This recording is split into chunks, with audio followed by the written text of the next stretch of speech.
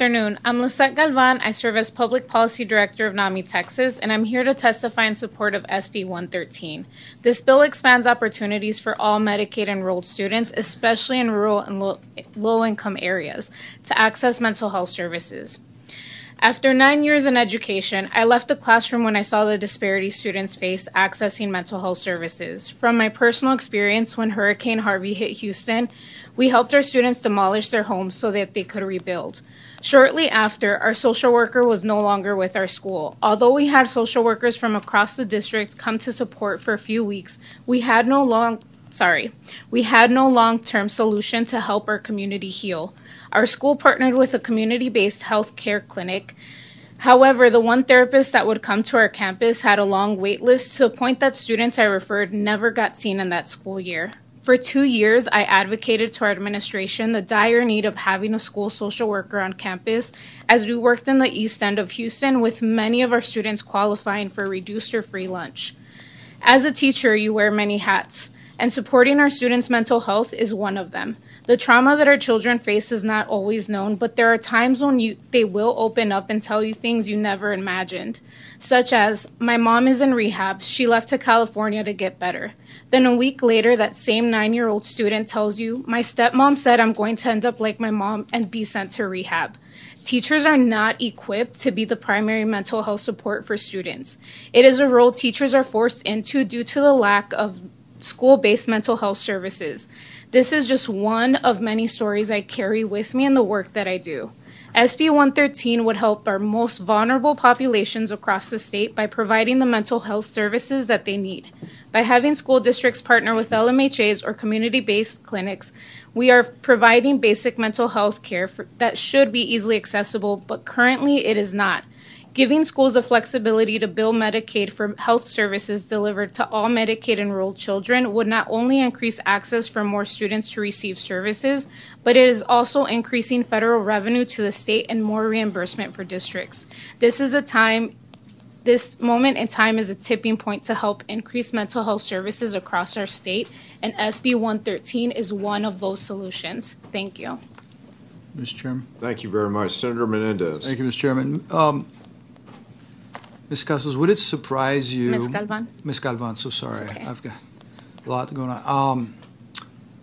Would it surprise you? You mentioned the hurricane and helping families demolish their homes so they could rebuild. Would it surprise you to know, I've heard from parents, that their young children, whenever there's a thunderstorm and the lights flicker or they go out temporarily, they start getting trauma from Winter Storm Uri? In my personal experience, that PTSD is still there from Hurricane Harvey, from Winter Storm Uri. And when we came back to school, I can say that whenever a thunderstorm was coming, or they were, on the news already saying that there was going to be rain, students would tell us and say, I'm scared. Are we going to get flooding? Are we going to flood? Because our area did flood in the East End. So I can recall one time where most of us, even as adults, were very terrified and having to leave the school knowing that this huge thunderstorm was coming through, because we've already seen our parking lot flooded. We've already seen the street right outside our school flooded.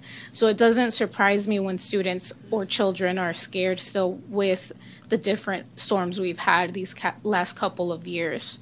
Yeah, and the anxiety that they suffer, sometimes they'll ask mom or dad not to send them to school, so then they miss out on education. And they don't have the coping mechanisms. At the end of the day, we're just trying to help kids be resilient and be able to be strong and understand what they're going through is normal, it's natural, there's nothing wrong with them. Was that what you're hoping that comes out of this? I do. I really do, especially as I stated in my testimony. As a teacher, we're not equipped to handle those conversations because no one really teaches you how to de-escalate a situation. There is a suicide prevention training for teachers on TEA's website and different models that they can use, but other than that, there isn't really anything in statute that I'm aware of and that I experienced as a teacher where we got that training on how to handle those situations. So it was very hard for me in that experience with this particular student. I had to call dad and say, hey, do I have your consent to refer him to this one person? I got his consent. I was able to do that, but that student never got seen. And so that is where, behaviors do arise in the classroom at times because we don't know what's going on and they don't know how to handle those emotions. So having someone who is trained and qualified with their education and their certifications to be there and provide that service is essential right now, especially after COVID. Thank you very much. You're welcome. Thank you, Ms. Jones. Appreciate your testimony. Thank you.